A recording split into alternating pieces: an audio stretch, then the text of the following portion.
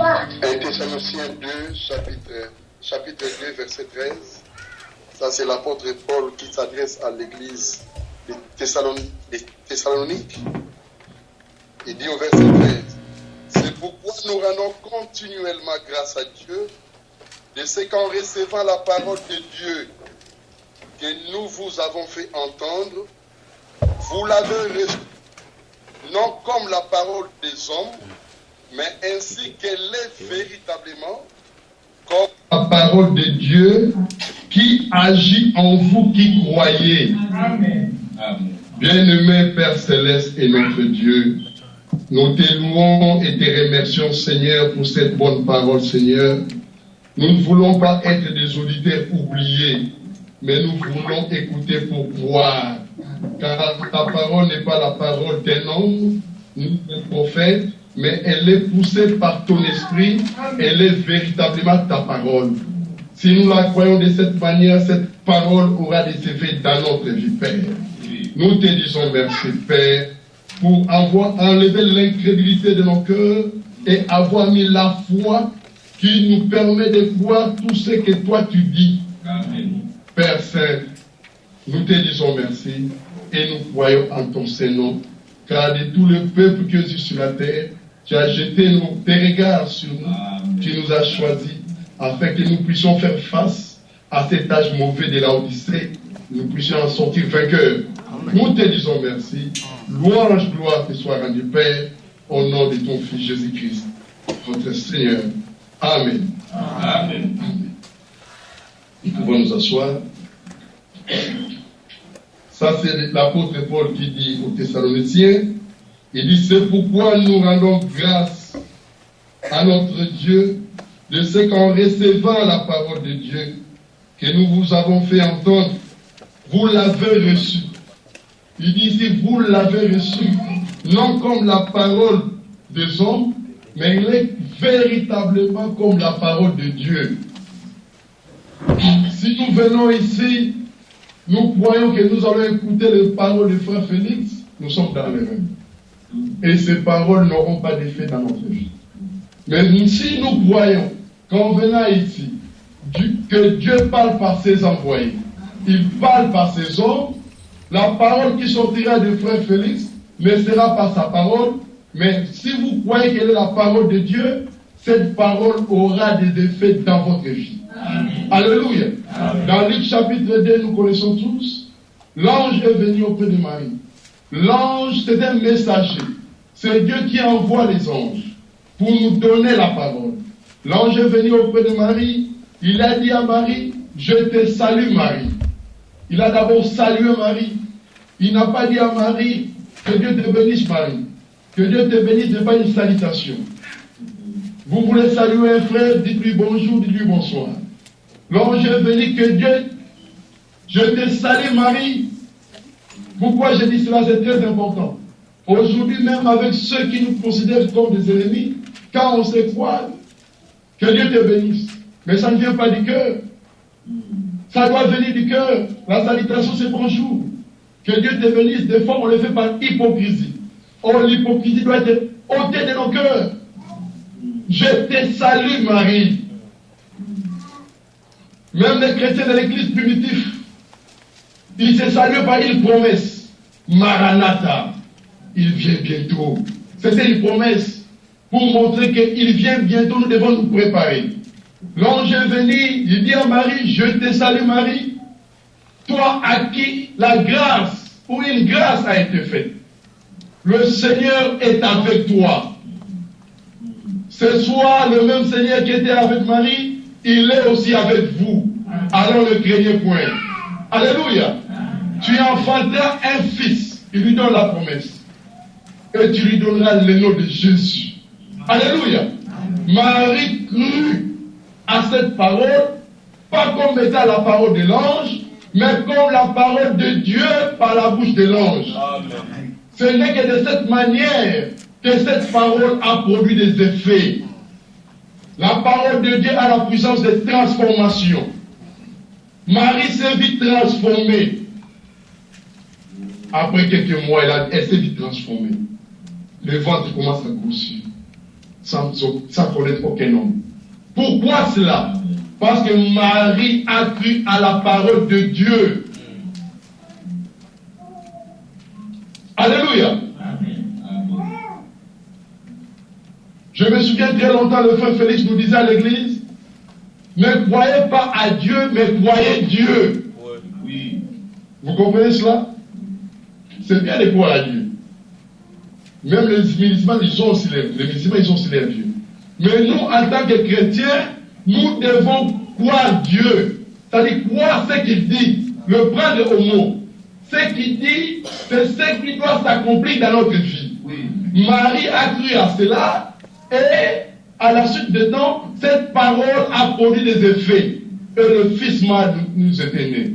Et le Fils c'était notre Seigneur qui nous a rachetés. Alors en recevant la parole de Dieu, elle doit tomber d'abord dans la bonne terre. Il y en a qui reçoivent la parole de Dieu, mais tombent le long du chemin. Et n'aura pas d'effet. Et produira l'hypocrisie. Si vous recevez la parole de Dieu parmi les épines, elle n'aura pas d'effet. Si vous recevez la parole de Dieu dans les endroits pieux, elle n'aura pas d'effet. Mais si vous la recevez dans la bonne terre, elle produira les fruits. Et les fruits, ce sont les fruits de l'esprit. Alléluia. Un né de nouveau manifeste les fruits de l'esprit. Aujourd'hui, tout le monde dit que je suis né de nouveau. Mais pour que nous sachions que tu es né de nouveau, il faut que les fruits de l'esprit qui accompagnent la nouvelle naissance soient manifestés. Amen. Alléluia. C'est alors que nous pouvons dire que vous êtes né de nouveau. Être prêt à saluer même ton ennemi. Être prêt à prier même pour celui qui te persécute. Être prêt à dire bonjour à tout le monde. Si vous ne faites pas cela, vous ressemblez aux pharisiens. Et l'Écriture dit, si votre injustice ne dépasse celle des pharisiens, vous n'enterrez point. Les pharisiens salissent seulement ce qu'ils aiment. Parce qu'il vient dans notre église, c'est mon frère. Parce qu'elle vient dans notre église, c'est ma soeur. Si elle va ailleurs, ce n'est plus mon frère. Ce n'est pas ma soeur. Ça, nous faisons semblant de croire.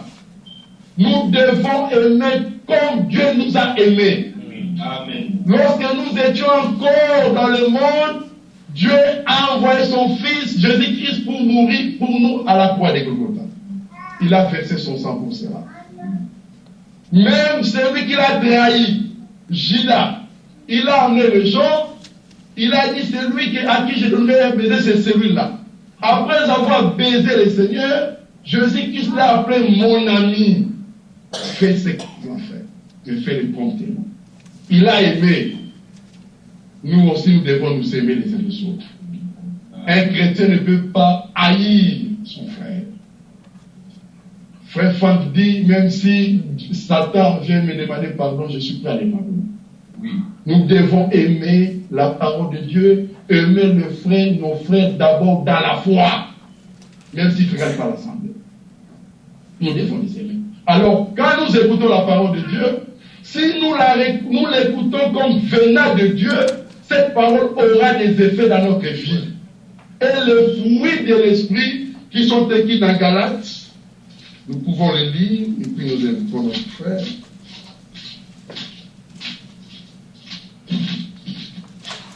Dans Galates 5, ça sont les fruits qui accompagnent celui qui croit Dieu. Celui qui est né de nouveau.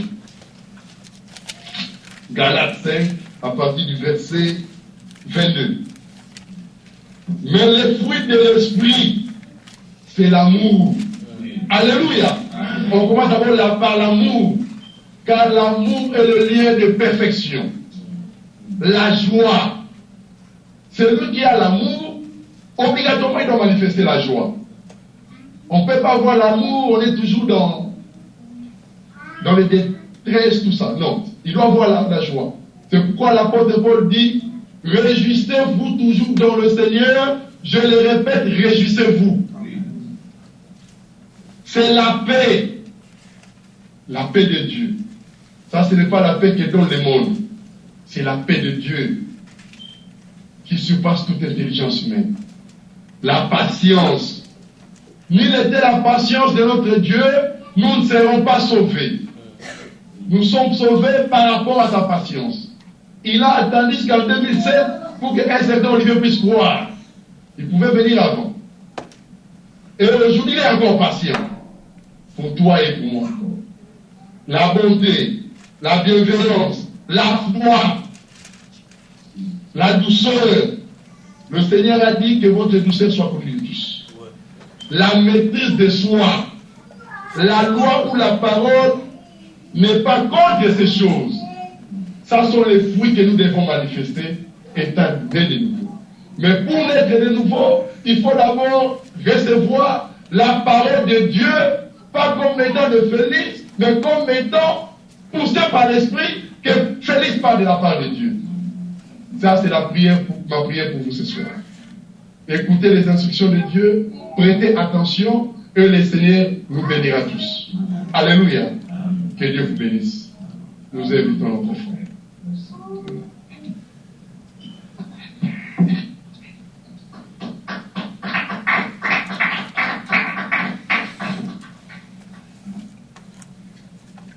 Merci. Que Dieu vous bénisse. Amen. Ce soir, nous aurions terminé pour cette occasion que Dieu nous a donnée. Et Dieu voulant, vous prierez aussi pour moi. Demain, je devrais rentrer à Bloomington, à Illinois. Mais je suis heureux d'être avec vous ce soir comme nous étions encore heureux hier soir. Amen. Parce que la parole de Dieu est précieuse. Le Seigneur a voulu que ce soit comme cela, que ce soit par les hommes qui nous parlent. Nous l'avons entendu par notre frère Franck aujourd'hui, qui dit que lorsque nous venons, que nous puissions écouter et dire c'est Dieu qui me parle maintenant. Dieu parle maintenant. En fait, en ce qui concerne la parole de Dieu, avant qu'on entre dans notre méditation, j'aimerais dire ce que Dieu lui-même a rendu comme témoignage sur sa parole dans Ésaïe 55. Dans Ésaïe 55, le Seigneur, notre Dieu, a rendu témoignage à sa parole. Cette méditation que nous faisons ce soir, nos bien-aimés qui sont à Bloomington sont en train de suivre cette étude. Non seulement à Bloomington, nos bien-aimés, que ce soit à Nebraska, que ce soit en Europe, en Afrique du Sud, cette réunion est suivie tout de suite même. Et nous prions que la bénédiction de Dieu repose sur tous. Amen. Amen. Concernant la parole de Dieu dans Ésaïe 55, le Seigneur a déclaré ceci. Dans le verset 8 d'Ésaïe 55, car mes pensées ne sont pas vos pensées, et vos voix ne sont pas mes voix. Amen. Dit le Seigneur. Autant les cieux sont élevés au-dessus de la terre, autant mes voix sont élevées au-dessus de vos voix. Et mes pensées au-dessus de vos pensées.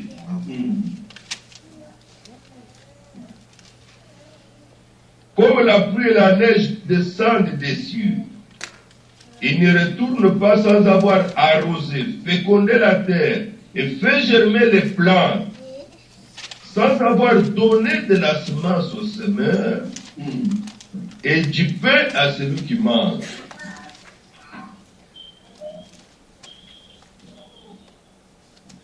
La pluie et la neige. Tout à l'heure, nous parlons, il est en train de neiger à Bloomington. La neige, la pluie. La pluie ne peut pas tomber sans mouiller la terre et amener les choses à l'existence, les plantes. Maintenant, par ces exemples, par ces choses naturelles que tout le monde peut voir, que tout le monde peut connaître, notre Dieu dit, ainsi, verset 11, en est-il de ma parole? Alléluia. Amen. De ma parole.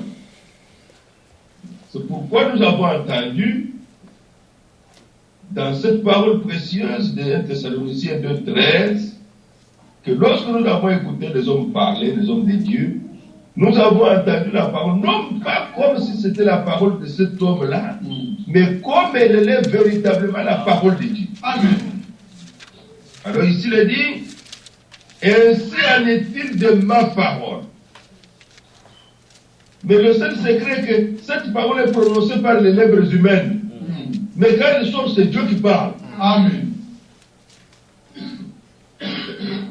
Qui sort de ma bouche. Elle ne retourne point à moi sans effet. Amen. Amen. Bien-aimés frères, bien-aimés sœurs, Dieu ne nous a pas appelés à des théories.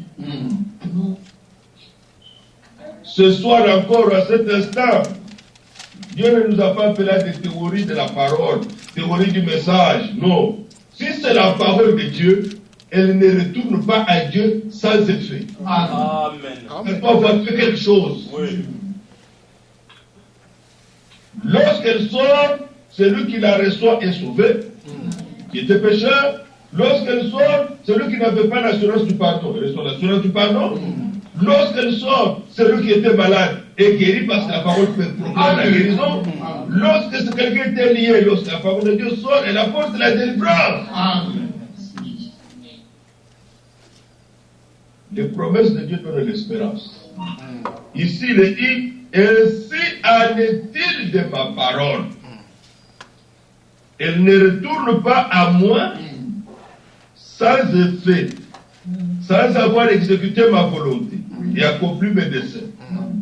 Ça ne dépend pas de la force où on parle. Non. Il faut que ce soit au départ sa parole. Amen. Ça ne dépend pas de comment on a tourné. Non. Il faut au départ que ce soit sa parole. Amen. C'est la parole de Dieu, crois. Amen. Quand tu vas la renvoyer à Dieu par la prière, elle ne va pas rester, elle ne peut pas retourner. Croyez-moi, elle ne peut pas retourner, comme Dieu le dit ici, sans faire quelque chose. C'est pratiquement impossible.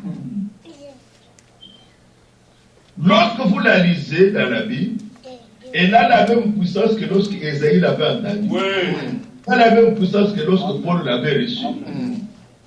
Elle a la même puissance, la même autorité. La parole.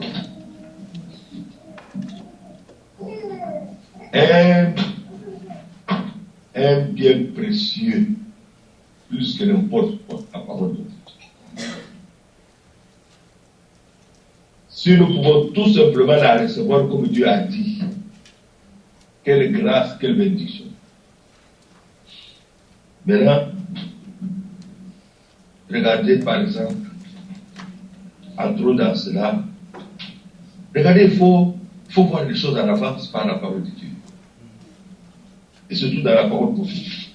Nous avons dans Matthieu chapitre 3 une parole du prophète Jean-Baptiste. Il avait venir les pharisiens, il avait venir tous ces gens, et ils sont venus au Jourdain, là où il était. Nous sommes dans Matthieu chapitre 3. Ça va ensemble avec ce que nous avons entendu. Et au verset 7, mais voyant venir à son baptême beaucoup de pharisiens et de Sadducéens, c'était le mouvement religieux de ce temps-là. Il leur dit, race de vipères, qui vous a appris à fuir la colère à venir? Produisez donc le fruit de la repentance, verset 9, et ne prétendez pas dire en vous-même.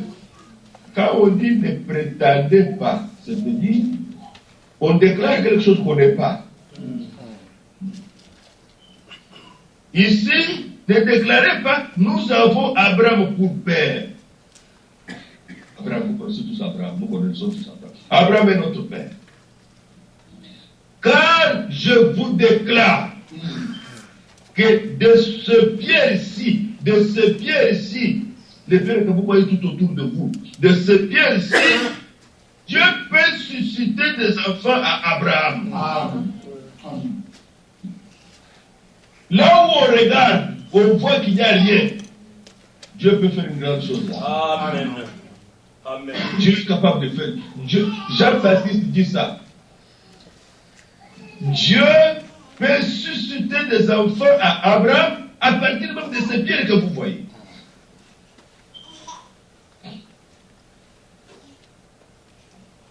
Mais pourquoi il n'a pas dit Dieu peut susciter des enfants de Dieu? Il a cité des enfants à Abraham. Abraham était déjà mort depuis longtemps. Abraham n'était plus là. Pourquoi il a insisté sur la chose là? Alléluia. Amen. Pourquoi il a insisté sur les enfants d'Abraham? Oh, combien c'est important de connaître les desseins de Dieu. Oui. Amen. Combien c'est important de saisir le plan de Dieu. Dieu avait appelé Abraham et Dieu voulait voir une postérité d'Abraham, les descendants d'Abraham. Prenons un peu quelques écritures rapidement. Allons dans Genèse. Je suis sûr que tous ceux qui suivent même année, tout le monde, vous serez heureux et contents. Amen. Que le Seigneur révèle cela à chacun de nous et lui donne la force. Parce qu'en ce se trouve de grandes bénédictions. Genèse 15. Dans Genèse 15.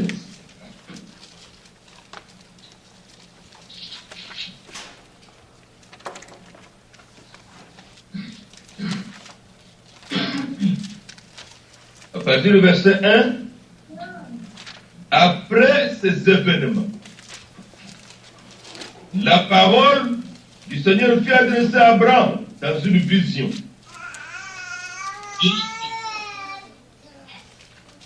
Abraham, ne crains point,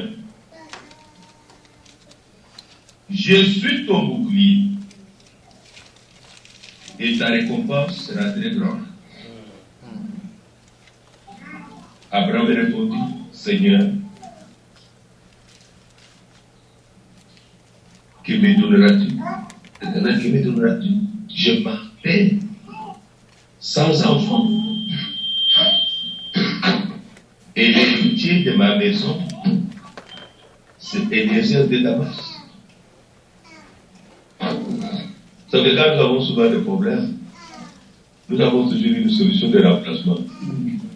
Et une solution à nous-mêmes. Souvent. Même quand même on prie là, on passe déjà, bon, si ça ne me tourne pas de ce côté, je veux faire ça. Et lui avait déjà la solution. Dieu, comme il était, il savait déjà que l'héritier de sa maison, de tout ce que le Dieu lui avait donné, la bénédiction, ça sera l'esclave qui était né dans la maison. Il était là, son père était là, il a servi là, et puis il a eu aussi Eliezer. Alors il dit ça au Seigneur. Mais celui qui est l'auteur de la parole, il dit au verset 4, alors la parole du Seigneur lui fut adressée ainsi. Ce n'est pas lui qui sera ton héritier, mais c'est celui qui sortira de tes entrailles qui sera ton héritier. Dieu Tout-Puissant. Avant d'agir, il parle d'abord. Il parle d'abord. Il dit à Abraham. Il dit non. Pas ce que tu as pensé. Pas ce que toi tu as comme solution. Mais celui qui sera ton héritier de toute la bénédiction que tu as, il sortira de toi. Verset 5. Et après l'avoir conduit dehors, est-ce que vous imaginez cette scène? Le Seigneur lui parle la vision, parce qu'on dit que c'était une vision, et pour lui dire seulement, il était peut-être dans sa tente, parce qu'ils avaient des temps, il sort dehors, c'était le soir, il sort dehors. Il sort dehors, il dit, il regarde vers le ciel. Et donc de la même nature que nous, il regarde vers le ciel. Et comme le Seigneur dit, et compte les étoiles. Si tu peux les compter. Et nous pouvons le faire ce soir, sommes au ce soir. Si tu peux passer du temps à compter les étoiles, si c'est possible, le Seigneur dit, si tu peux le compter.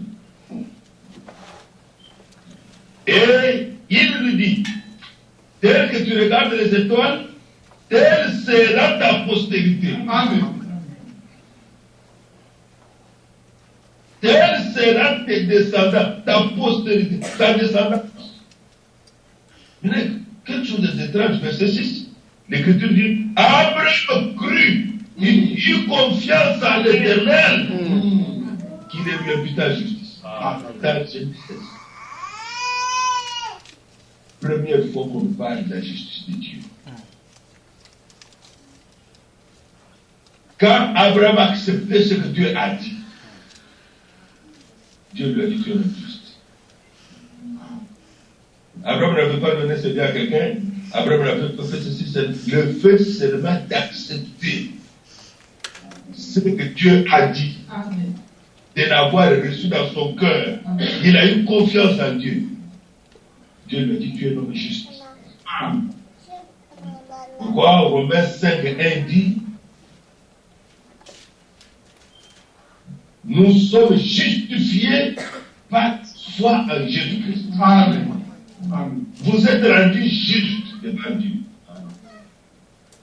Lorsque vous acceptez ce que Jésus-Christ a fait, lorsque vous acceptez ce que Jésus-Christ a dit, vous êtes justifiés devant Dieu. Dans cet endroit, alors dans Romains 4, parce qu'il s'agit de croire Dieu. Oh, quelle parole merveilleuse dans les Corinthiens, dans 1 Thessaloniciens 2, verset 13 que nous avons lu. Comme elle est véritablement la parole de Dieu. Mais quelle parole de Dieu? Qui agit en celui qui la reçoit, en celui qui la croit.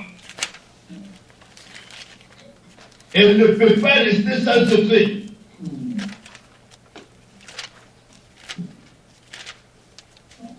Dans Romains chapitre 4,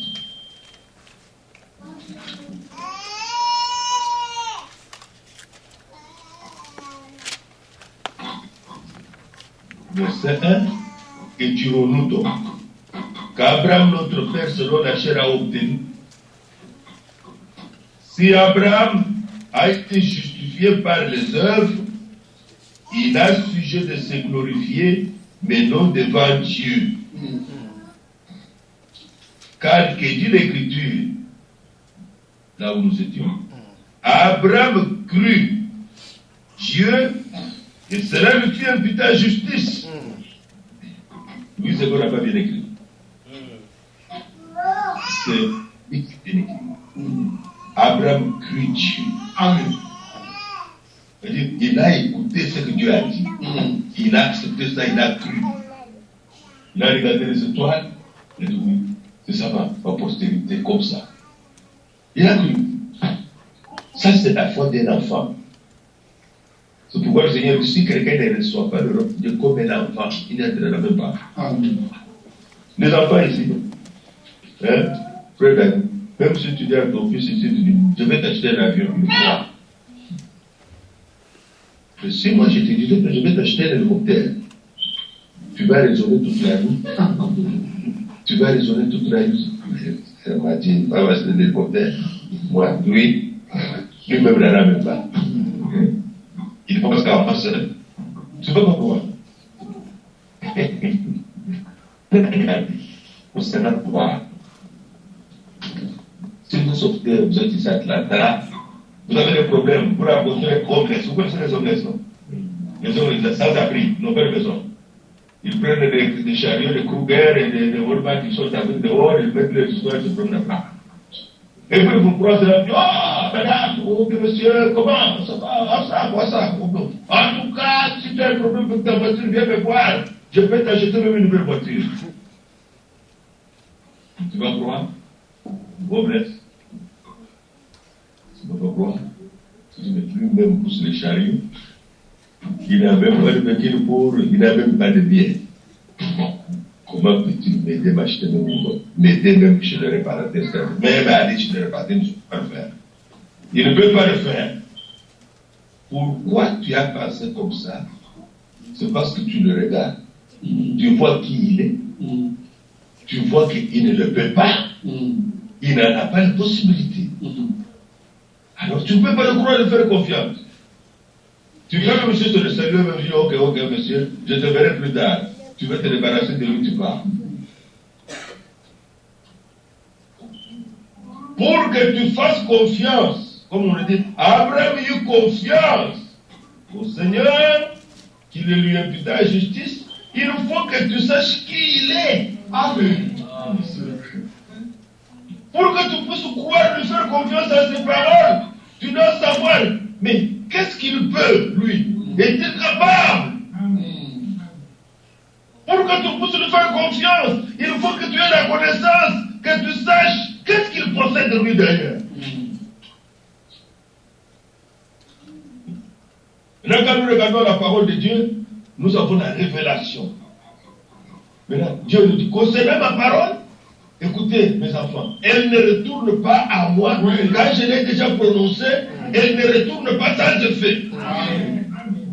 Alors nous nous posons la question, notre Père Céleste, est-ce que c'est vrai? Il dit, de chercher des témoignages. Nous allons demander les gens qui ont fait ce témoignage, que la parole de Dieu n'est pas restée sans effet. Et quand elle est venue, elle a agi. Nous l'avons entendu, d'abord c'était Marie. Il dit, on l'a salué. Il dit, tu auras un fils. Il a dit, moi? Oui. Je ne connais pas d'homme. Il dit, non. La puissance du Saint-Esprit, le Saint-Esprit découvrira de son ombre. Et le Saint-Enfant qui sortira de toi sera appelé Fils de Dieu. Amen. Quelle parole merveilleuse. Et ça produit quoi? Le Messie. Amen. Ça produit le Rédempteur. Abraham ici lui-même, qui a fait la même chose.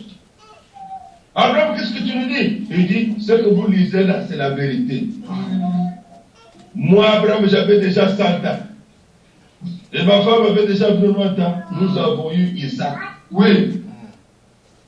Nous l'avons vu, entendu hier dans la parole de Dieu. Dieu rend capable. Amen. Amen. Mais vous avez déjà vu qu'il y a le mystère qu'il y a dans Genèse 20. Dans Genèse 20, Sarah a été enlevée. Enlevée par le roi Abimelech. Et un roi voulu faire son épouse Sarah une femme de 90 ans. Pourquoi? Comment cela est arrivé? La plus belle femme du pays, c'était Sarah. Miss Sarah. Le roi a envoyé ses soldats, enlevez-moi cette femme, je voudrais la voir. Pourquoi? Parce que du temps que Dieu a parlé, il est descendu dans les chaînes de Marais, il a visité Abraham chez lui, il lui a dit, l'année prochaine, à cette même époque, Sarah aura un fils. Amen. De ce temps-là qu'il avait parlé, jusqu'au chapitre 20, où on enlève Sarah, Dieu a opéré quelque chose de terrible. Oui. Du temps qu'ils ont reçu la parole, et du temps que ce roi a agi, Dieu a rajeuni Sarah. Amen. Dieu a rendu Sarah jeune. Amen. Pour la mettre dans les conditions où elle peut concevoir. Pour que la parole ne puisse pas rester sans effet. Amen. Elle ne retourne pas à moi sans effet. Amen. Ma parole est agissante. Oui. Elle est créatrice. Oui. Elle guérit. Amen. Ils m'ont fait, dans ce temps de la fin, c'est que les gens vont dans les églises croient que les bénédictions viennent des pasteurs. Non. que les pasteurs sont les distributeurs de production. Enlevez ça de votre cœur. C'est Dieu qui bénit. Amen. Amen. Amen. Nous mettons seulement notre foi ensemble. Oui. Par l'autorité de la parole de Dieu, mais c'est béni. Amen. Elle ne retourne pas sans effet. C'est ça un témoignage merveilleux qui est dans la parole de Dieu. Alors ici, il nous a dit, Abraham crut Dieu, Romains 4, verset 3, et cela lui fit imputer à justice. Il crut. Dieu lui a fait cette grâce de croire. Nous connaissons qui il est. Il est le Créateur. Tout ce qui existe a été créé par la parole de Dieu. C'est ainsi que ce soir, j'aimerais que vous le sachiez. Nous le répétons toujours. Si une condition se pose chez vous, où il faut que quelque chose soit créé, il créera. Amen. Amen. Quelle condition qui se pose pour que la chose se réalise, il faut qu'il arrange, il arrangera. Oui. Amen. S'il faut qu'une condition soit résolue, soit accomplie, il faut donner. Il donnera parce qu'il est toujours Jéhovah Jireh. Amen. Alors pourquoi nous disons cela? Par la parole, la révélation du Saint-Esprit, nous savons qui il est. Qui il est. Oh, maman m'a répété une bonne promesse avant d'entrer ici ce soir. Pierre, ils sont passés le soir avec Jésus. Jésus a monté le figuier. Il est allé pour trouver le fruit. Il n'y avait pas de fruit dans cet arbre. Il a dit que plus personne ne mange, toi, Alberti, ne mange de ton fruit. Sur les champs, il n'y avait rien. Quand ils sont revenus par là le lendemain, le figuier a complètement séché. Pierre fait voir ça au Seigneur. Il dit au maître, regarde le figuier que tu avais maudit hier, il a séché. Alors, un grand enseignement sort. Le Seigneur regarde Pierre. Nous sommes dans Marc 11. Et nous sommes en train d'aller vers cette promesse maintenant. Parce que bientôt, ça se fera avec nous. Oui. Nous sommes dans Marc 11, verset 22. Jésus fait la parole et leur dit, ayez foi en Dieu. Amen. Elle croyait Dieu. Amen. Croyez Dieu. Parce que Dieu peut même faire de ces pierres des enfants Abraham. Oui. Même les gens que vous dites ça, c'est aïe, ils ne connaissent même pas. Dieu peut faire de eux un fils de Dieu. Oui. Ici, il dit, ayez foi en Dieu. Verset 23, je vous le dis en vérité.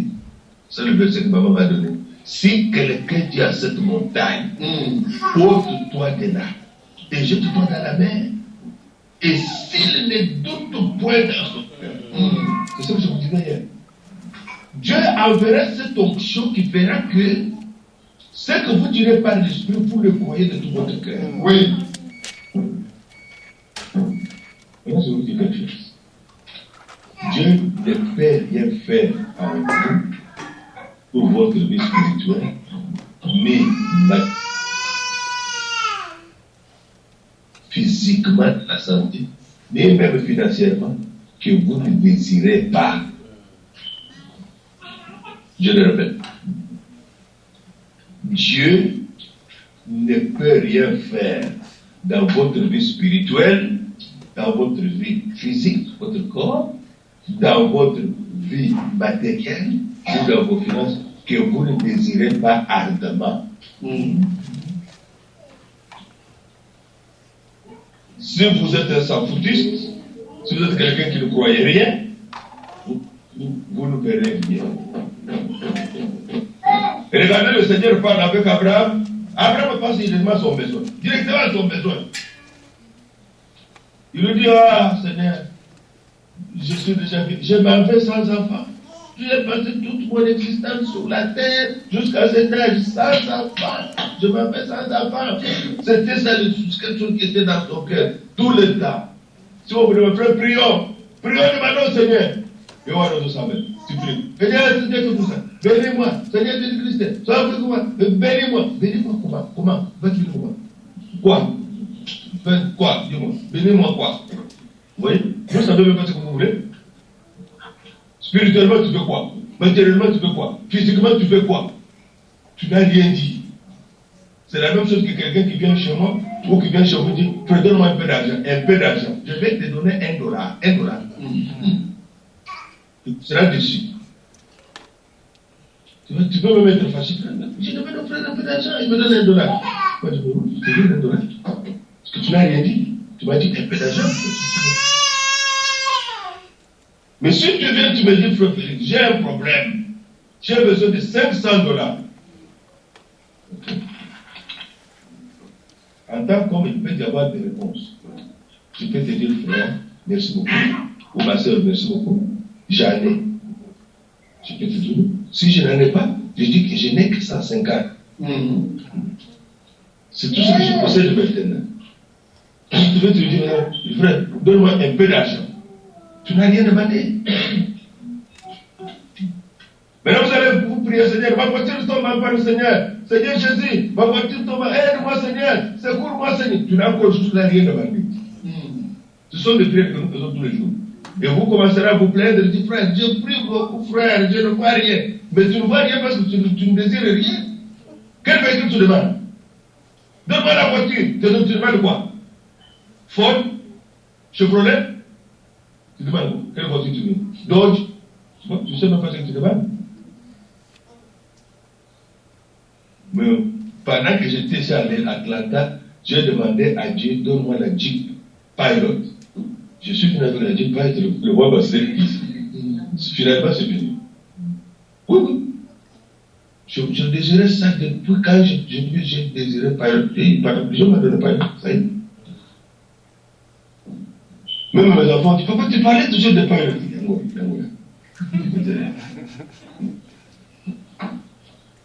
Pourquoi nous faisons ça? Nous sommes fils et filles de Dieu. Nous croyons en Dieu. Amen. Parfois, nos prières ne sont pas répondues, non pas parce que nous sommes incrédules. Non. C'est parce que notre foi n'est pas parfois suffisante. Ou parfois même nous nous embrouillons nous-mêmes dans nos prières. Mais depuis ce jour, nous comprenons comment nous pouvons parler à notre Père. Parce que lorsque vous serez devant un besoin précis, vous verrez exactement si votre foi est à mesure d'affronter ce besoin, oui ou non. Je dis la vérité. Je le dis par l'expérience aussi. Vous pouvez pas facilement prier pour $10. Seigneur, donne-moi $10. Mais est-ce que vous pouvez prier facilement pour demander que $15,000? Parce que déjà, dans votre tête, vous pensez qu'il peut me donner dans ce pays $15,000. C'est comme ça que ça est déjà dans notre tête ici. Et c'est comme ça qu'on y pense. Et comme la foi ne peut pas arriver là-bas, ça reste comme ça. Tous les problèmes de $15,000 ne peuvent pas être résolus. Dites Amen. De quoi nous parlons de la foi, n'est-ce pas? Mais Dieu suscite la foi et amène souvent la bénédiction. Elle peut s'affronter toutes choses. Oui, frère bien-aimé, soeur bien-aimée. Ici, l'Écriture parle, ayez foi en Dieu. Ayez foi en Dieu. Nous arriverons au point si quelqu'un dit à cette montagne, ôte-toi de là et jette-toi dans la mer. S'il ne doute point en son cœur, mais croit que ce qu'il dit arrive, il ne doute point en son cœur. C'est ça où se trouve le problème. Il ne doute. Comment on doute dans son cœur? Les raisonnements. Beaucoup de raisonnements. Beaucoup de calculs. Toutes ces choses. Ça empêche que la foi puisse aller de l'avant.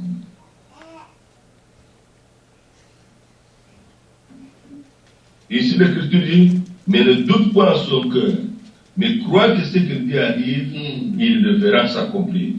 Alors il ajoute, c'est pourquoi, tous, je vous dis, tout ce que vous demanderez en priant, croyez que vous l'avez reçu et vous le verrez s'accomplir. En rapport avec la parole de Dieu, les promesses de Dieu précieuses que Dieu nous a données. Vous m'avez remarqué qu'ici il s'agissait d'Abraham. Retournons dans Genèse. Il nous montre les étoiles.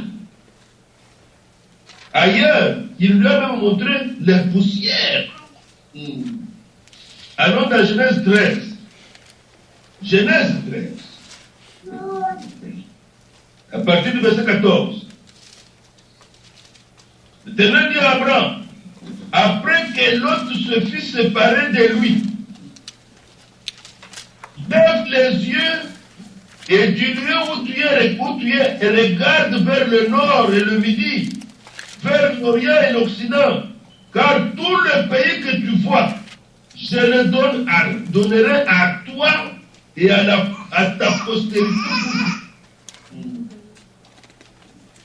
Ici, dans ce passage.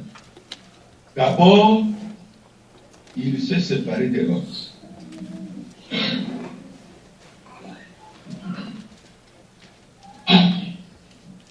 Maintenant, la question est de savoir comment cela est arrivé. Pourquoi il a fini par se séparer de l'autre? Parce que l'autre n'était pas inclus dans les promesses que Dieu avait données à Abraham. Lorsqu'ils sont sortis de Ur en Chaldée, en Irak, là-bas, ils sont partis. L'autre a suivi Abraham à Malangangoul. Il a dit là, je seulement. Ah, donc il est en train de partir. Je veux le suivre. Il a suivi comme ça. Mais il n'était pas inclus dans les promesses. Oui. Comme il n'était pas dans les promesses, tôt ou tard, Israël. C'est quand l'autre quitte, comme il n'était pas dans les promesses, que les promesses commencent à être confirmées. Amen. Dieu fait parfois des choses comme ça. Dieu fait parfois des choses comme ça. Vous êtes dans un milieu, vous ne voyez pas. Vous aimez Dieu, vous voulez voir la main de Dieu, vous voulez voir la grâce de Dieu, mais ce n'est pas possible. Parce que vous pouvez avoir des gens, on peut parler de promesses de Dieu, mais on ne les croit pas toi-même. Vous les avez ça? On peut parler de promesses de Dieu, mais vous ne les croyez pas vous-même. Mais il y a un moment où vous devez être amené dans une position où vous croyez les promesses de Dieu et Dieu les matérialise. Et Dieu les manifeste. Maintenant, le Seigneur dit, pour ce pauvre ami, lorsqu'il se fit séparer de l'autre, il commence à lui montrer le pays. Regarde le nord, regarde le sud, l'est, l'ouest, tout ça je te donne.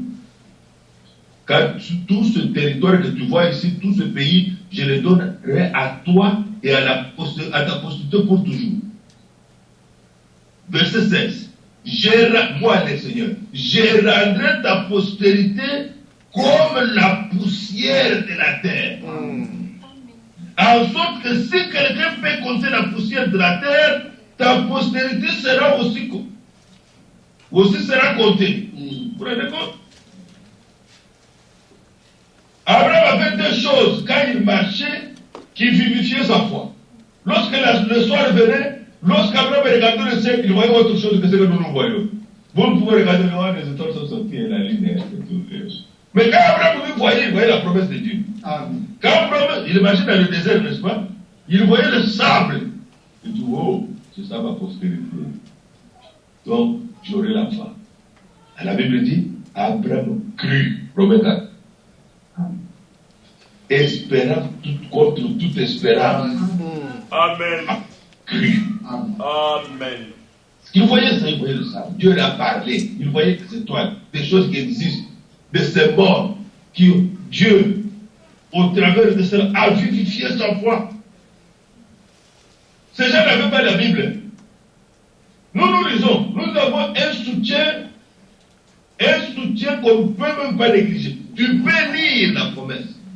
Tu peux même avoir oublié, mais toi tu peux lire. Mais Abraham n'avait pas de livre. Abraham ne vivait que de ce qu'il avait entendu. La révélation qu'il avait reçue, c'est fini. C'est lui qui est venu écrire Genèse, ce n'est pas Abraham. C'est lui qui a écrit Genèse, c'est Moïse. Oui. Moïse a écrit sous la dictée de Dieu. Oui. Il a écrit comme s'il avait vécu ce temps-là. Longtemps après. Mais regardez ici au verset 16. Je rendrai ta postérité comme la poussière de la terre. En sorte que si quelqu'un peut compter la poussière de la terre, ta postérité aussi sera comptée.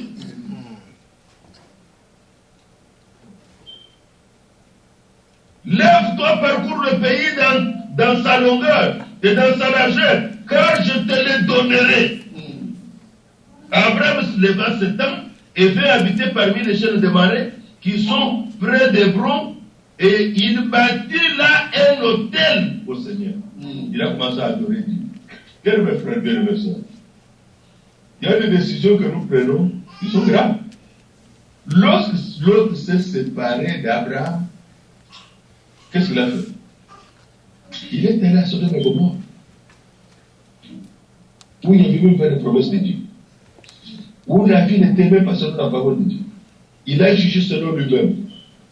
Ça lui a coûté vraiment cher. Pourquoi un homme comme Abraham, il est resté dans le désert et un milieu difficile? Abraham, l'autre est arrivé dans la ville, il y avait le courant, il y avait tout, parce que ce qui arriva du temps de l'autre arrivera pour pareil. Il y avait toutes les ambiances qu'on a aujourd'hui. Mais Abraham restait solitaire dans un lieu où il n'y avait rien. Il y a des décisions qui sont des décisions salutaires. Oui. Il y a des décisions qui vous entraîneront dans des problèmes. C'est pourquoi la bonne décision, c'est de rester avec la parole de Dieu. Amen. Quoi qu'il en coûte, quoi qu'il en soit. Même notre souffrance est aujourd'hui. La bonne décision, la grande décision que nous pouvons avoir dans notre cœur, c'est de rester avec la parole de Dieu. Amen. Car elle ne restera pas sans effet. Amen. Si nous restons avec les promesses de Dieu dans la famille, nous n'aurons pas de problème entre l'homme et la femme. On peut manquer, mais Dieu nous a parlé. On se fait des problèmes pour rien. Quand on se fait des problèmes, on se fait des problèmes de l'incrédulité. Si deux d'entre vous s'accordent. Amen. Amen. Vous connaissez cette promesse? Ça veut dire, et l'heure sera accordée par mon Père qui est dans les cieux. Comment un frère croyant, une sœur croyante peuvent avoir des problèmes quand ils sont dans la maison? Du tout. S'ils croient réellement. Ils peuvent avoir des problèmes. Nous manquons. Nos comptes sont vides, Nous avons déjà fait des dépenses, il ne restait rien. Mais maintenant, si nous avons des problèmes, mettons-nous à genoux. Prenons la promesse. Si deux d'entre vous s'accordent, papa, attendons. Qu'est-ce que nous demandons? J'ai enseigné à nos frères, écoute maintenant là, apprenez même à avoir un carnet, mettez la liste. La liste de ce processus. Ce que vous demandez, n'enviez personne. Ne faites ça pas par convoitise. Jacques dit, vous le demandez, vous ne le recevez pas parce que vous demandez mal pour satisfaire vos convoitises. Mais si vous êtes réellement dans le besoin, priez, demandez à Dieu, continuez à louer le Seigneur, parce qu'il nous a dit dans Philippiens 4, ne vous inquiétez de rien. C'est quand on s'inquiète, on se met dans des soucis, on commence à se disputer à la maison. On perd la bonne atmosphère de joie. Alors que nous avons un pourvoyeur à côté de nous, Jéhovah Jireh. Amen. Amen. Jéhovah Jireh. Alors qu'est-ce que vous faites? Ne vous inquiétez de rien. On l'a écrit de la part du Seigneur. Le Saint-Esprit dit, ne vous inquiétez de rien. Mais en toutes choses quoi? Toutes choses. Faites connaître vos besoins à Dieu. C'est ça que je voulais dire encore une ça m'a échappé tout à l'heure. Pourquoi nous disons ça? Parce que Dieu ne vous a pas créé pour dépendre de vous-même.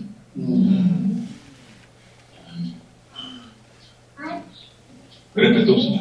Dieu ne nous a pas créés pour dépendre de nous-mêmes, malgré les boulots que nous avons. Dieu a créé l'homme pour qu'il dépende de lui. Amen. C'est pourquoi au temps des jubilés, quand il y avait le jubilé en Israël, 7 ans, la 7e année, la 6e année, 7e année on ne pouvait pas. Mais la 6e année, Dieu faisait en sorte que la production de la 6e année soit au double. Dieu faisait comme ça expressement. Si chaque année le champ produisait 10 sacs, la 6e année, que l'homme a constaté que le champ a produit 20 sacs. Pour que l'année de jubilé, qu'on ne travaille pas, on laisse la terre tranquille, il y a à manger. Amen. C'est toujours que j'ai cru, un croyant véritable ne peut pas mourir de faim. Oui. Ne peut pas mourir de faim. Ne faites pas de problème, mon frère. Mais les enfants ne mangent pas bien. Dieu ne peut pas permettre. Parce qu'à Israël, toute une année, il donnait déjà à manger. La terre est tranquille. Tu ne veux pas laisser comme ça. Moi, l'Éternel, j'enverrai la bénédiction. Vous allez produire au loup. Oh, bien-aimés frères, quel Dieu nous a. Puisse-t-il aujourd'hui, parce que nous sommes dans un temps de purification de la foi, qu'il puisse le faire. Regardez ici. Oui, je crois cela. Abraham devant les temps et vint habiter à la chaîne de Marais qui sont près d'Hébron, et il bâtit là un hôtel au Seigneur. Il a commencé à adorer Dieu. Parce que vous verrez que lorsque vous avez répandu votre cœur devant le Seigneur, vous le louez, vous le glorifiez. Vous savez que le besoin, la demande est allée dans les bonnes mains. 1 Jean 5, verset 14. Si nous demandons quelque chose, nous savons que si nous demandons quelque chose selon sa volonté, il nous écoute. Premièrement. Mais quand c'est selon sa volonté, c'est selon sa promesse. Oui. Lorsque c'est selon sa promesse, c'est selon sa parole, il ouvre les oreilles des gens pour attendre. Jean écrit que si nous savons qu'il nous écoute, Dieu fait même qu'il écoute déjà même notre prière. Oui. Alléluia. Amen. C'est donc la chose que nous lui avons demandé, quelle qu'elle soit. Amen. 5, 14 à 15. Alors c'est pourquoi dans Philippiens, Paul dit, ne vous inquiétez de rien, mais qu'en toute chose, faites connaître vos besoins à Dieu par des prières et des supplications, avec les actions de grâce. Merci Dieu, merci mon Seigneur, merci de m'avoir secouru déjà, même si tu ne vois pas encore. Et le résultat est la paix de Dieu. Amen. Gardera vos cœurs et vos passions à Jésus-Christ. Cette fait, ce n'est pas, c'est un fait réel. Si vous marchez dans cette façon, Dieu loue Dieu pour ça. Si un problème surgit devant moi et que je prie sincèrement devant Dieu de tout mon cœur et que je ressens la paix, je suis tranquille. Je sais que même je suis déjà vieux. Il y a une chose que j'oublie là où j'avais une fois dans une enveloppe l'argent, 350 $. Là, je ne savais pas où j'avais pris l'enveloppe. Je suis gratté la tête, j'ai cherché partout. Dans la maison, je n'ai pas vu. J'ai fermé les yeux, j'ai dit, oh Seigneur, tu connais la maison, je donne cet argent, je sais, ça y est. Toi, tu connais tu peux me retrouver. J'ai oublié, j'ai laissé. Et il y a ma fille Marie qui a demandé, on devait sortir, j'ai dû prendre la voiture de local. Elle rappelle la bon. Oui, et quand j'ai changé avec elle le volant, je suis descendu, je suis entré à l'intérieur de l'aéroport pour qu'on me donne la clé de ma voiture. Je reviens, je dis, mais papa, tu cherchais, tu parlais de l'argent. Je dis, oui. Mais regarde, il y a une enveloppe. Mais l'enveloppe était tombée. Quand nous sommes dans la voiture, tu vois, le bel, entre la porte et le siège, l'enveloppe est tombée. Et papa, quand je voulais entrer, j'ai vu ça et là, je regarde exactement, c'était les 350 $. C'est Dieu qui a fait ça que je le trouve. Je ne voulais même pas penser que ça pouvait être là. Mais la seule chose que j'ai su que la chose était la solution était là, la paix. J'avais la paix dans mon cœur, je ne me tourmentais pas. Je n'allais même plus parler à la maison. Je n'allais plus faire un problème. J'avais prié. La paix là est réelle. La paix, ce n'est pas un enseignement. La paix, ce n'est pas une doctrine. La paix, vous la ressentez. Oui. Vous ressentez ça, ça calme vos pensées. Ça garde vos pensées à Jésus-Christ. Ça garde vos pensées dans les Écritures. Ça garde vos pensées dans les promesses de Dieu. Vous êtes tranquille. Amen. Oui, ma soeur. Ça va vous enlever les gastrites. Ça va vous enlever les tensions. Toutes ces choses. Que Dieu vous bénisse. Amen. Mais maintenant, regardez ici. C'est Abraham. Abraham. Ici, c'est Abraham.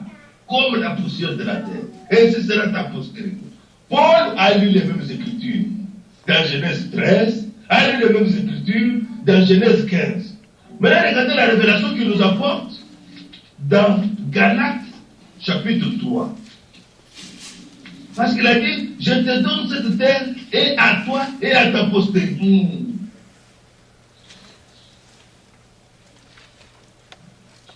Galates 3, verset 16.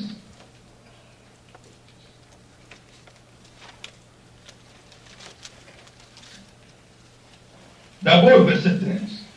Christ nous a rachetés de la malédiction de la loi, étant devenu malédiction pour nous, car il est écrit, maudit est quiconque est pendu au bois.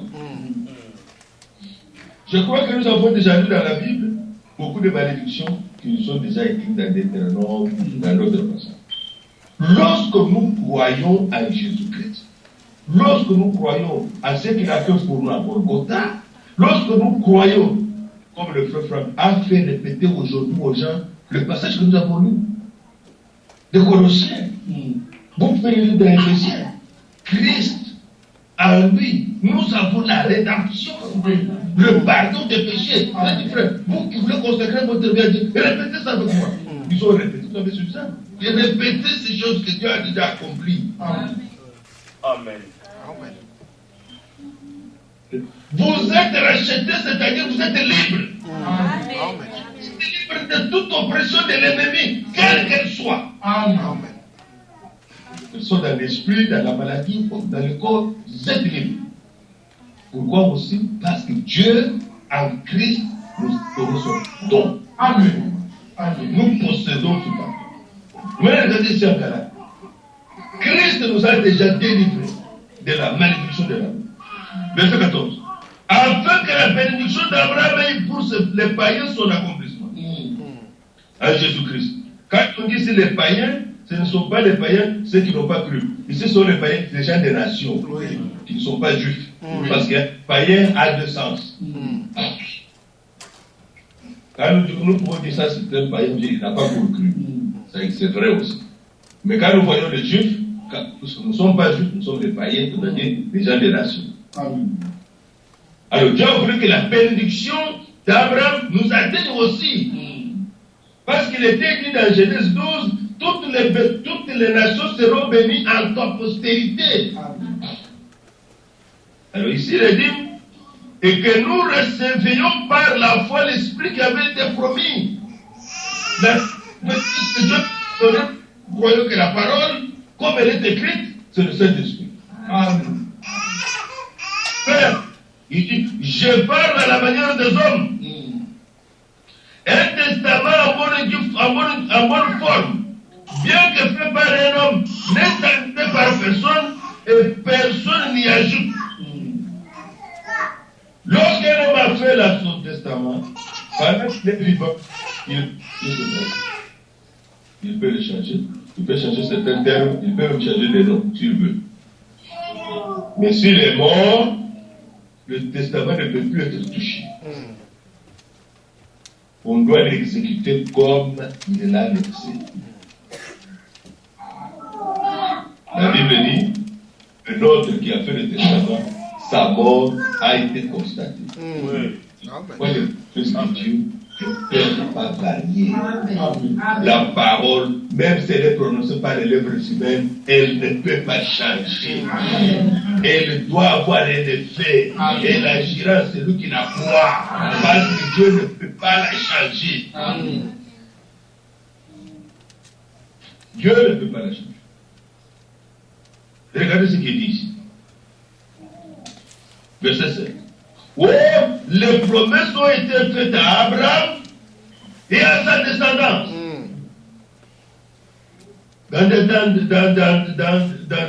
À sa postérité. Il n'est pas dit et aux postérités, aux descendants. Comme s'il s'agissait de plusieurs. Mais comme il s'agit d'une seule. Effectivement, c'est pour ça qu'il est dans Genèse.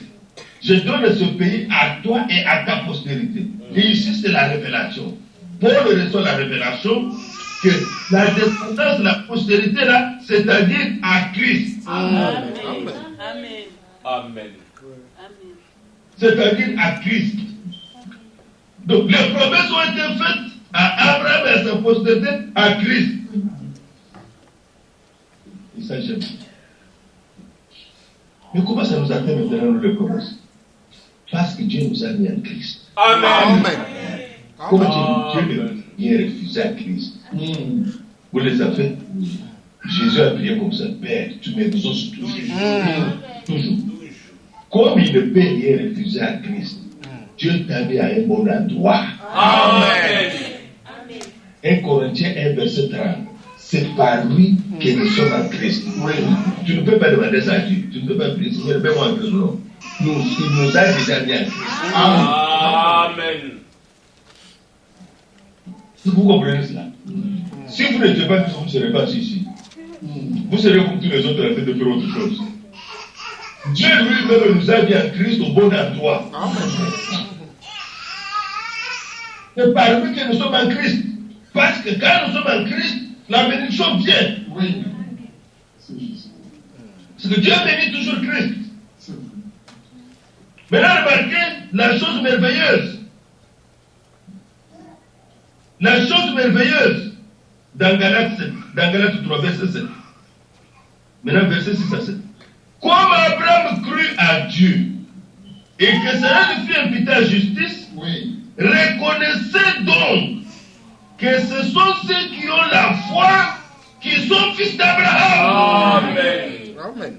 Amen. Vous voyez, comme Dieu voulait bénir la postérité d'Abraham, Dieu a voulu que nous soyons dans cette postérité.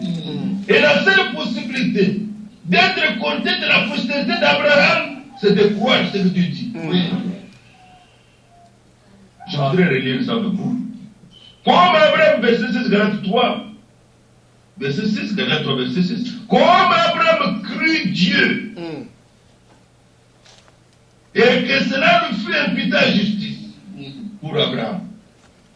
Reconnaissez donc que ce sont ceux qui ont la foi qui sont fils d'Abraham. Et dans mon ministère, parfois je suis resté, les gens m'ont laissé très triste dans les entretiens. Il y a quelqu'un, il est dans un problème, il vient pour prier avec lui, pour prier pour lui, je viens pour prier pour son enfant. Mais je constate que lui s'efforce de me prouver qu'il croit. Moi, mais si tu crois, tu n'as pas besoin de venir ici. Il veut me prouver que quoi? Tu nous sais, frère. Et crois ce que dit la parole de Dieu. Il croit à quoi? La lumière de la foi. Tu sais, crois une parole précise. Crois une parole. Crois à Dieu. Prends à cœur le passage que nous allons lire. Prends à cœur le passage que nous allons lire. Crois ça. C'est comme ça qu'une sœur, elle s'appelle Imelda. Cette sœur, elle s'est mariée une année après mon mariage. Jusqu'à l'an 2000, pas d'enfant. Tout le temps qu'elle concevait, elle avait toujours de fausses couches. Toujours. Au point que ce n'était plus une bonne nouvelle de dire aux frères, j'ai le retard, je conçois. Ça part toujours. Alors, un jour, elle est venue me voir. Elle a eu le courage de venir me voir. Je dis, frère, tu connais mon problème? Elle n'avait jamais posé avec nous. Je sais pas si elle avait posé avec notre frère, mais au moins, à ma connaissance, je n'avais aucune connaissance de ça. Elle m'a raconté ça. J'ai dit, c'est vrai, ma soeur. Donc, depuis toutes ces années, c'est vrai, c'est mon frère. Donc, c'est comme ça, oui. J'étais très choqué. J'ai dit, oh, on va prier. J'ai lu la parole d'Exode 23. Je donne toujours ça au Seigneur. C'est une parole merveilleuse. Il dit, il n'y aura parmi ton peuple une femme qui apporte une fille stérile. C'est une fille de Dieu, notre Père. Cette parole te concerne. Dieu a déjà déclaré. Pas mon père, pas d'avortement, pas de femmes stériles. Tu crois ça? Il dit, je crois. Ok, prions. Donne-moi la main. Le Seigneur m'a donné la main. Prions, on a invoqué le Seigneur. On lui a répété cette parole parce qu'il ne tourne pas avant sans cette fête. Cette soeur, c'est ta fille. Elle croit, je sais. C'est ta parole qu'elle s'accomplisse pour elle. 2 semaines après, elle est venue m'a dit, frère, je sens que j'ai le retard. Je dis, bon, ne quitte pas au frère. On doit le préparer parce que pour lui, c'est une mauvaise nouvelle. Il faut préparer. Dis-lui que j'ai besoin de lui. Il est allé dire au frère Francis, ça s'appelle Francis, le Francis est venu. J'ai commencé à parler avec lui. Il passe avec mon frère. Oh, frère, ça va bien, nous sommes bien. Comment ça va la sœur? Non, ça va, frère. Or, lui, déjà, à ce moment-là, le frère avait déjà marié une autre deuxième femme. Du temps qu'on ne le voyait pas. Et lui, il a voulu trouver une solution. Mais la sœur souffrait. Le frère souffrait, la sœur souffrait. Vous savez ce qui s'est passé? Je lui ai commencé à lui dire, mais c'est frère.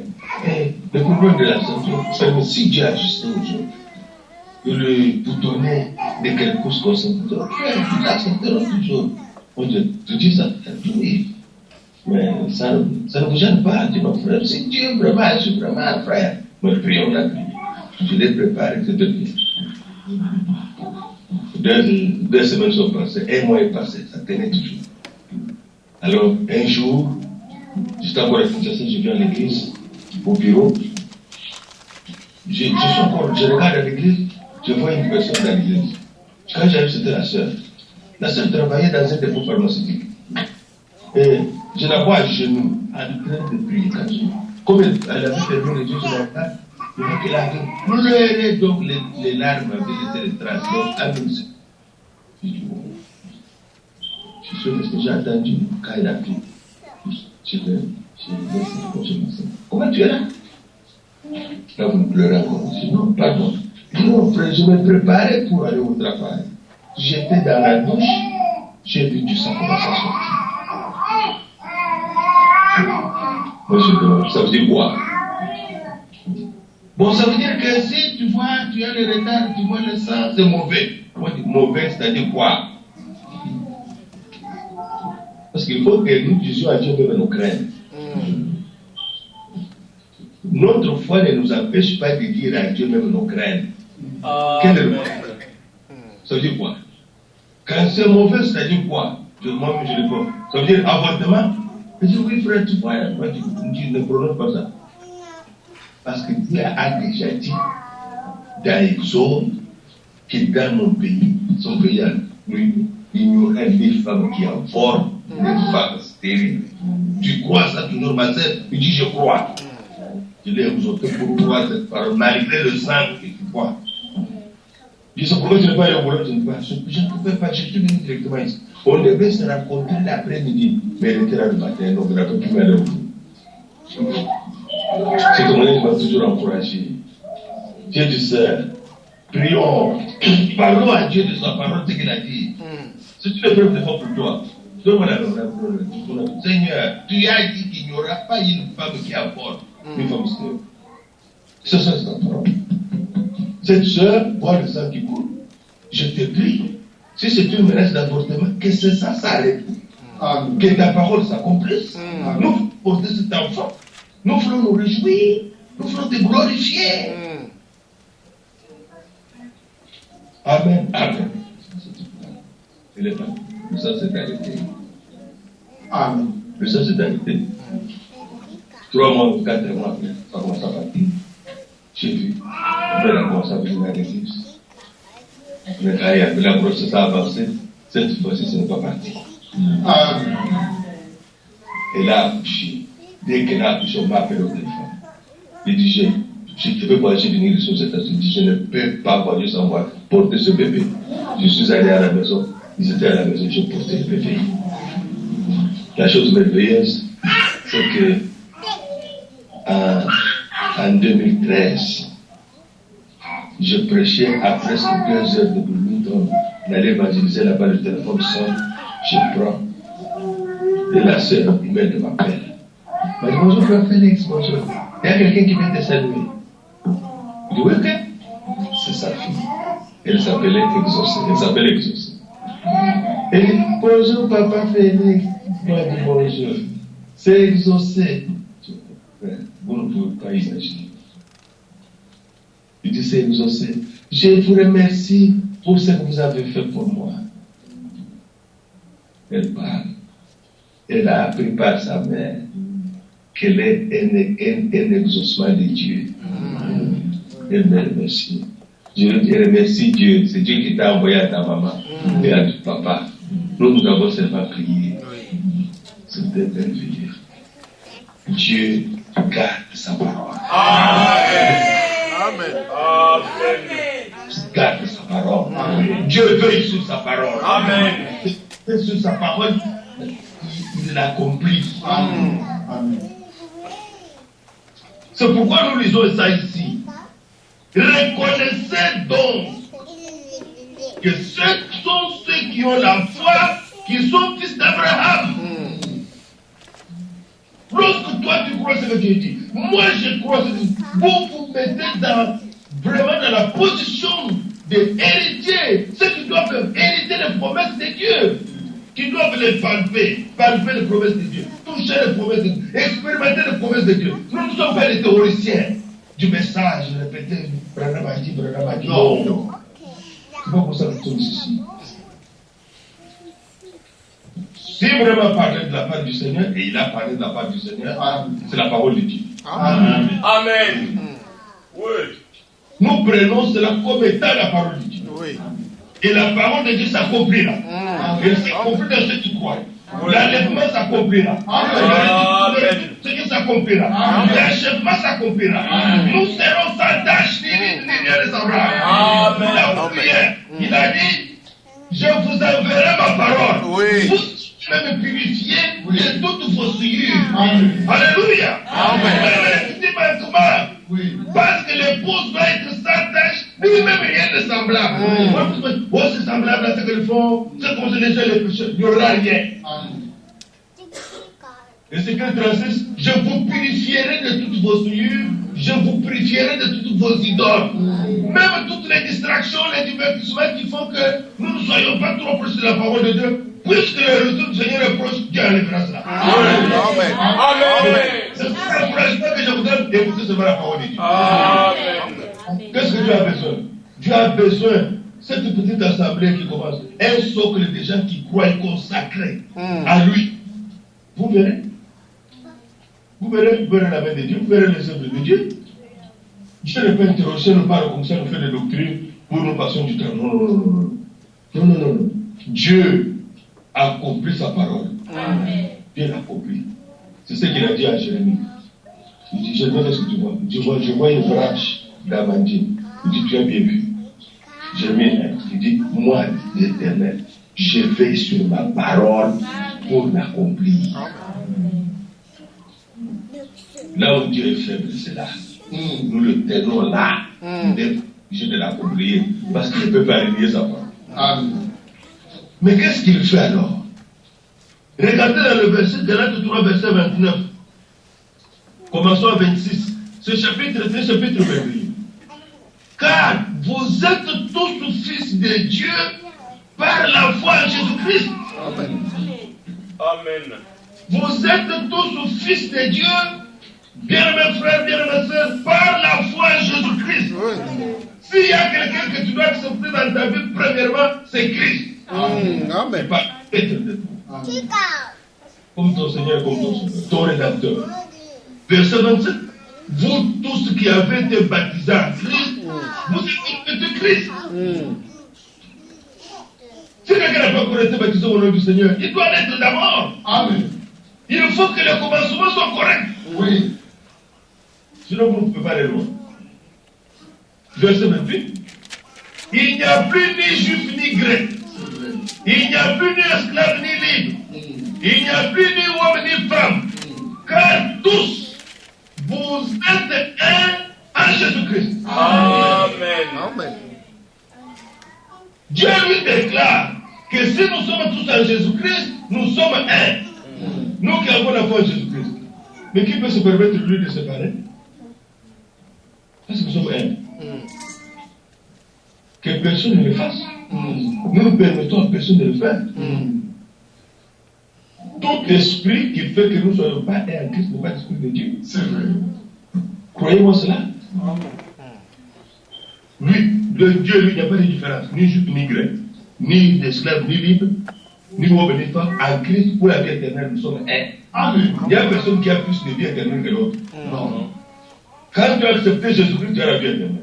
Amen. Tout ce qui croit en moi a la vie éternelle. Il n'y a pas quelqu'un qui a plus de vie éternelle que l'autre. Nous avons la même vie. Même les enfants ici. Vous avez mis des enfants au monde. Il n'y a pas un enfant qui a plus de vie que l'autre. Tous vous avez la même vie. Nous avons tous la même vie. Ils sont vivants. C'est tout. Nous sommes un. Amen. Amen. C'est ce que Dieu nous a donné. Tout ce qui fait que les gens ne se sentent pas un, ce n'est pas Dieu qui fait ça. Et pourtant, il y en a qui se donnent ce luxe-là de faire ça. C'est pas possible. Mais regardez ici, verset 29. Et si vous êtes à Christ, réellement, vous êtes donc la descendance d'Abraham, héritier selon la promesse. Amen. Vous êtes cette postérité bénie de Dieu. Parce que vous êtes à Christ, Dieu vous place dans cette position d'héritier. Vous êtes la descendance d'Abraham. Lorsque Dieu a fait tout ce travail et que nous place dans cette position, ça nous amène quoi dans notre vie? Et ce soir, Dieu Tout-Puissant a laissé le témoignage dans la Bible. Je ne voudrais pas aller plus loin. Prenons dans Luc 13. Le Seigneur des gloires, dans Luc 13,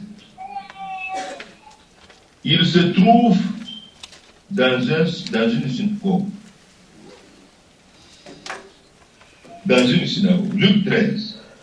J'aimerais que vous puissiez voir cette action de Dieu dans la foi.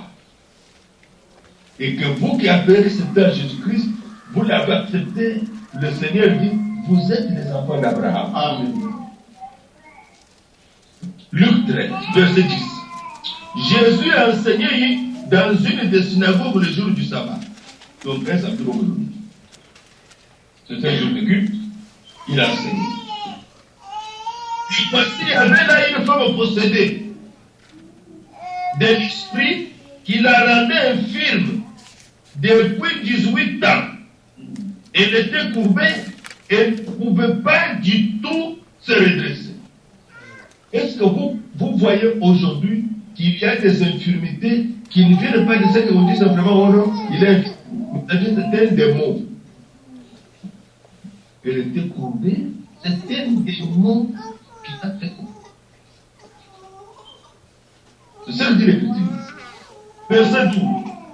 Lorsqu'il la vit, Jésus lui adressa la parole et lui dit, femme, tu es délivrée de ton infirmité. Amen. C'est ce que nous disons hier. Qu'est-ce que nous désirons? Je parlais à mes frères. Nous voulons créer une atmosphère qui fait que Dieu soit présent au milieu de nous. Si le Seigneur était au milieu de nous, il ferait exactement les mêmes choses. Amen. Les mêmes choses. Il est le même hier, aujourd'hui, éternellement. Que dit l'Écriture? Là où 2 ou 3 sont assemblés à mon nom, je suis là au milieu d'eux. Il était là en train de prêcher. Il était là en train d'enseigner. Et une femme était là, tenue par le démon, et elle était venue de la femme. On ne dit pas qu'elle est demandée. Mais regardez ce qui se passe. Verset 13. Et il lui imposa les mains. À l'instant, elle se redressa et glorifia Dieu. Amen. Mais le chef de la synagogue est indigné de ce que Jésus avait opéré cette guérison un jour de sabbat. Il dit à la foule, il y a ce jour pour travailler. Venez donc vous faire guérir ce jour-là et non pas le jour du sabbat. Vous voyez les interprétations particulières. Quand vous parlez des interprétations particulières, c'est ça. Hein? Il a interprété. Il dit non, vous pouvez vous faire travailler, guérir, à le jour du sabbat. Verset 13. Verset 15. Est-ce que chacun de vous, le jour du sabbat, ne détache pas de la crise sur son maître et son âme pour la mémoire de bénéfice? Verset 6. Et que cette femme, Oui. qui est une fille d'Abraham, et que Satan tenait lié depuis 18 ans, ne fallait-il pas la délivrer de cette chaîne le jour du sabbat? Alléluia. Pourquoi Dieu fait ça? Aucune fille d'Abraham ne peut rester tous les jours de l'ennemi.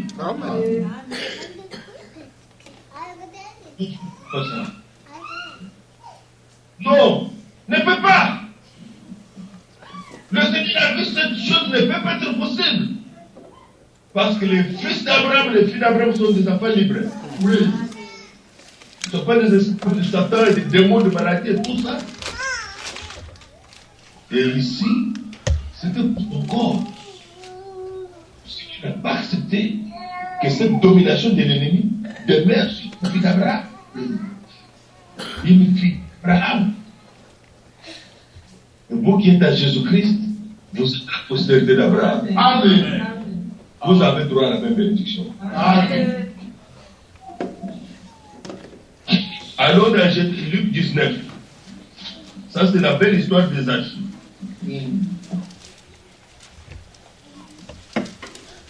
Jésus était entré dans Jéricho, traversait la ville, et voici un homme riche appelé Zachée, chef des publicains, cherchait à voir qui était Jésus. Il ne pouvait y parvenir à cause de la foule car il était de petite taille. Il courut en avant et monta sur un sycomore pour le voir parce qu'il devait passer par là. Lorsque Jésus fut arrivé à cet endroit, il leva les yeux et lui dit, Zachée, il connaissait même son nom, hâte-toi de descendre, car il faut que je ne mette aujourd'hui dans ta maison. Zachée s'est hâté de descendre et le reçut avec joie. Voyant cela, tous murmuraient et disaient, il est allé loger chez un homme pécheur. C'est toujours ainsi. C'est toujours ainsi. Oh, c'est un pécheur. Oh, il a fait ceci. Oh, il a fait cela. Cette histoire, ça existe. Mais le Seigneur ne tient pas compte. Amen. Cet homme était précieux aux yeux de Dieu. Amen. Il était précieux. Cet homme était précieux aux yeux de Dieu. Cet homme était un homme de combines terribles. Zachée.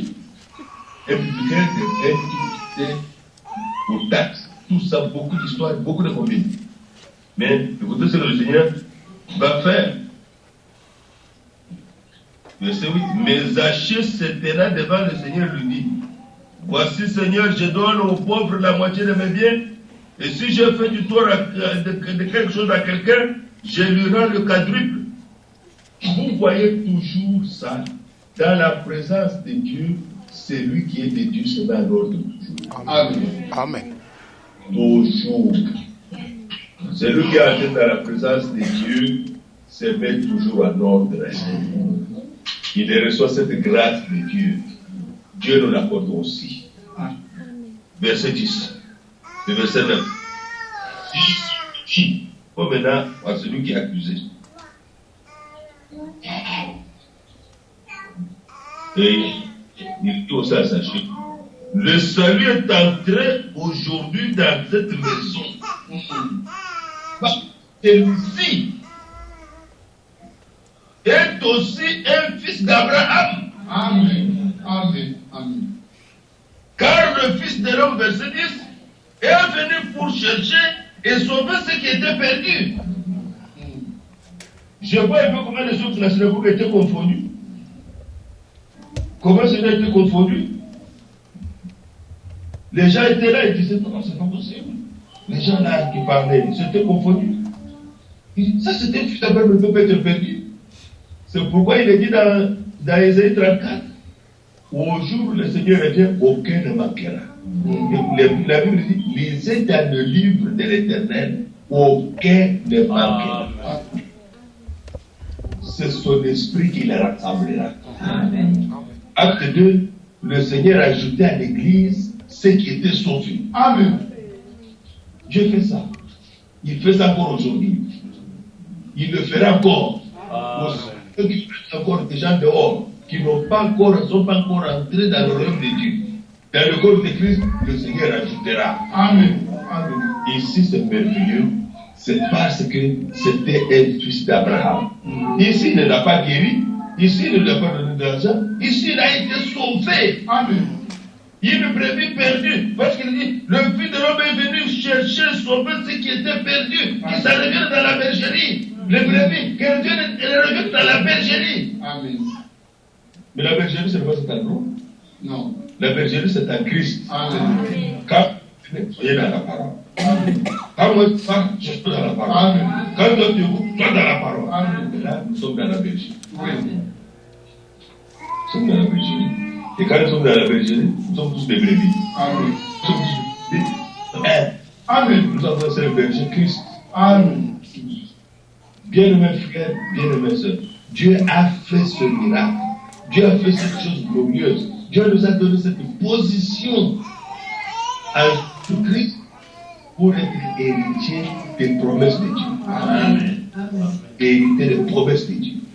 Donc cette parole que nous avons lue des Thessaloniciens est très importante.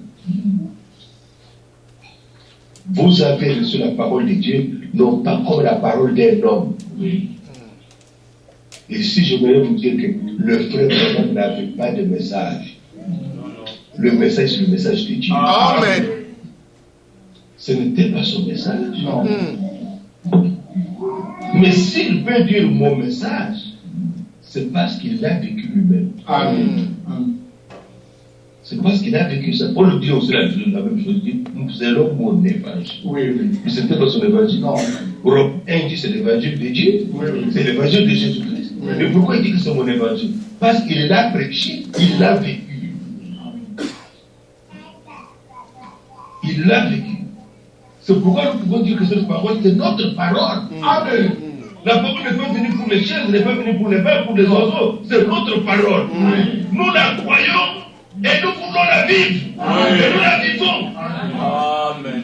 Elle ne retourne pas à Dieu sans effet. Amen. Elle agit toujours à ceux qui la croient. Amen. Que ce soit spirituellement, que ce soit matériellement, que ce soit dans la santé, frères et sœurs, elle agit toujours. Amen. Elle agit toujours. La parole de Dieu agit toujours. Amen. Écoutez la parole merveilleuse du Seigneur. La main du Seigneur n'est pas trop courte pour sauver, ni son oreille trop dure pour entendre. Pourquoi? Parce que le sang de Jésus a coulé pour nous. Oui. Le sang de Jésus s'est présenté à notre place. Alors Dieu nous écoute. Oui. Elle n'est plus loin. Elle peut toucher chacun de nous. Elle peut le faire. Là où vous vous trouvez, tel que vous êtes. Croyez-vous cela? Amen. Croyez-vous cela? Amen. Même au loin, la main du Seigneur n'est pas courte pour sauver. C'est ce qui est sorti de sa bouche. Amen. Ésaïe 59. C'est une parole prophétique. Ni son oreille trop dure pour entendre. Oh, nous voulons arriver à cet état pour nous ne voulons plus attendre. J'ai prié longtemps. J'ai prié longtemps. Non, non, non, non. Non, non. Non, non. Il n'y a pas ça. Nous voulons vraiment que la grâce de Dieu puisse nous amener à cette position où nous croyons réellement et nous avons les témoignages. Et notre Dieu agit. Amen. La parole agit à celui qui croit. Amen. Les témoignages que les gens donnent, c'est toujours j'avais pas l'argent, on va donner l'argent. Mais il y a les témoignages de transformation. Oui. Oui. Il y a les témoignages de transformation. J'ai tellement lutté avec cette faiblesse, le Seigneur m'a délivré. Amen. Le Seigneur, pour la grâce, j'ai changé. Amen. Vous louez Dieu pour de telles choses qu'il a accomplies. Amen. Alléluia. Amen. Il y a une bonne attitude à avoir, c'est que si un problème se pose, même dans les familles, même dans la communion, parlons à Dieu. Amen. Il sait mieux faire, il sait mieux agir, il sait mieux répondre. C'est vrai. Que Dieu vous bénisse. Amen.